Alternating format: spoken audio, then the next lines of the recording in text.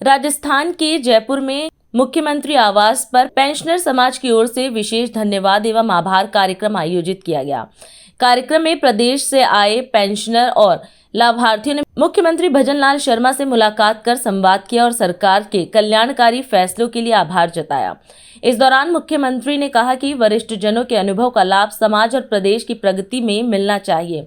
उन्होंने राजस्थान में हो रहे विकास कार्यों का जिक्र करते हुए कहा कि सरकार हर क्षेत्र में काम कर रही है, साथ ही वरिष्ठ जनों के सम्मान और बेहतर जीवन के लिए सुविधाओं को और मजबूत करने की प्रतिबद्धता दोहराई। मैं सिर्फ आपसे, मेरे बुजुर्गों में एक ही बात कहना चाहता हूं कि आपने जीवन के सभी पड़ाव देखे हैं। आप जो अभी चल रहे हो वो उस पड़ाव पर चल रहे हो जो लोगों की आपसे इच्छा और अपेक्षा रहती है, और वो इच्छा और अपेक्षा ये रहती है कि आप समाज को कुछ दे करके जाएं, राष्ट्र को कुछ दे करके जाएं, क्योंकि आपके अनुभव का लाभ समाज को मिलना चाहिए। आपके अनुभव का लाभ राजस्थान के जन जन को मिलना चाहिए। आपके अनुभव का लाभ इस राज्य की प्रगति में होना चाहिए। आपके अनुभव का लाभ इस राष्ट्र की प्रगति में होना चाहिए। आपने बहुत कुछ देखा है। मैं सिर्फ आपसे कुछ बातें कहना चाहता हूं जो मैं नहीं कह रहा हूं, जो मेरे को आपके द्वारा दी हुई बातें, आपने जो संस्कार दिए, विचार दिए, आपने समाज के प्रति जो संवेदनाएं दी है,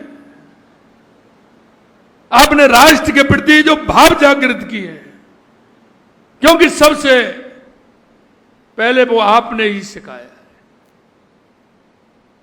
कि मेरा राष्ट्र कैसा होना चाहिए, समाज में व्यवहारिकता के रूप में संवेदनाएं कैसी होनी चाहिए।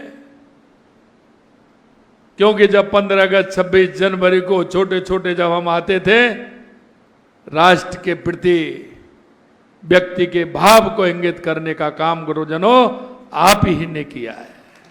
मैं आपसे यही कहना चाहता हूं, चाहे हमारा युवा हो, महिला हो, किसान हो, मजदूर हो। किसान को कभी सम्मान निधि मिलती थी क्या? 6,000 मोदी जी दे रहे हैं, 3,000 हमने और दे दी। हमने कहा 12,000 करेंगे, तो धीरे धीरे करेंगे, वो भी कर देंगे, क्यों चिंता कर रहे हैं, वो भी हो जाएगी।